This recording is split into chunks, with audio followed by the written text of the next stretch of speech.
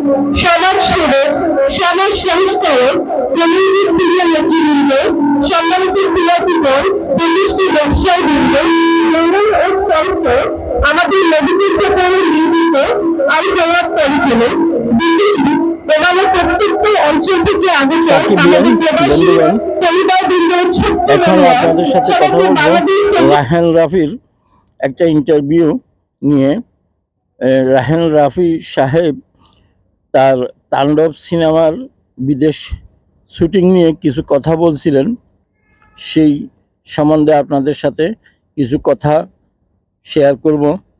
এই মুহূর্তে আমরা দেখতে পাচ্ছি সাংস্কৃতিক সন্ধ্যা উপভোগ করে ওমানের মাননীয় রাষ্ট্রদূত মহোদয় উনি বিদায় নিয়ে চলে যাচ্ছেন।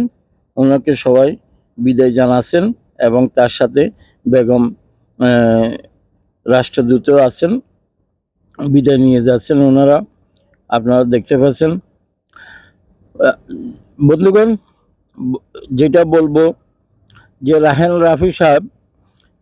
রাফি সাহেব বলছেন কেন উনি বিদেশে শুটিং করার জন্য যেতে হচ্ছে বা কেন যাওয়ার প্রয়োজন পড়তেছে। যেহেতু বাংলাদেশে অনেক কিছুর সমস্যা, অভাব, টেকনিশিয়ানের অভাব, প্রযুক্তির অভাব, সব অভাব মিলে উনি অভাব অনুভব করলেন, যার জন্যই রাহেন রাফি সাহেব যতটুকু জানি উনি শ্রীলঙ্কাতে গেলেন তাণ্ডবে শ্যুট করার জন্য। আর যারা দেশে কেন নয় বলে সমালোচনা করেন তাদের উদ্দেশ্যে একটাই কথা বলবো যে বোম্বাই ফিল্ম মেকারেরাও আন্তর্জাতিক মহলে যাইয়ে বিভিন্ন দেশে যাইয়ে শুটিং করেন এবং কি আমেরিকান আমরা যাদেরকে বিশাল বলি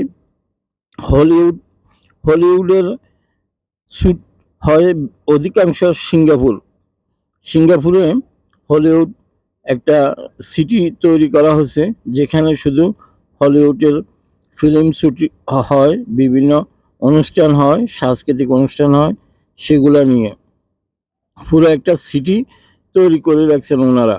আমাদের দেশে এরকম কোনো ফিল্ম সিটি নাই, সেই সরকারি হোক বা বেসরকারি হোক।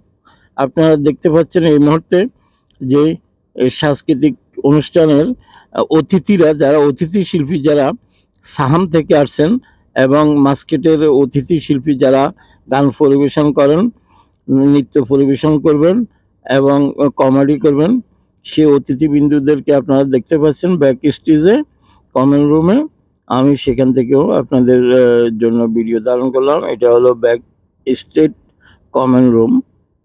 এরা হলো সাহাম থেকে আগত, মাস্কেট থেকে আগত যেসব অতিথিবৃন্দু, ওনাদেরকে আপনারা দেখতে পাচ্ছেন।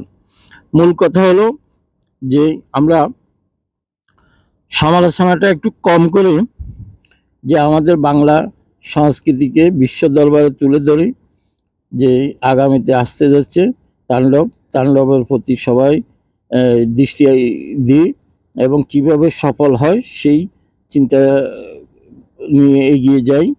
আমার channel, YouTube channel Hasan hash 97, Facebook page Hasan blog hash 97, বেশি বেশি করে আপনারা সাবস্ক্রাইব করুন, ফলো করুন, শেয়ার করুন, কমেন্ট করুন এবং লাইক করুন। আপনাদের সহযোগিতা আমি বারবার ফেরত আসি। আপনারা তাণ্ডব নিয়ে বেশি বেশি করে আলোচনা করুন। আসছে ঈদুল আজহায় মুক্তি পাবে তাণ্ডব রাহেন রাফির।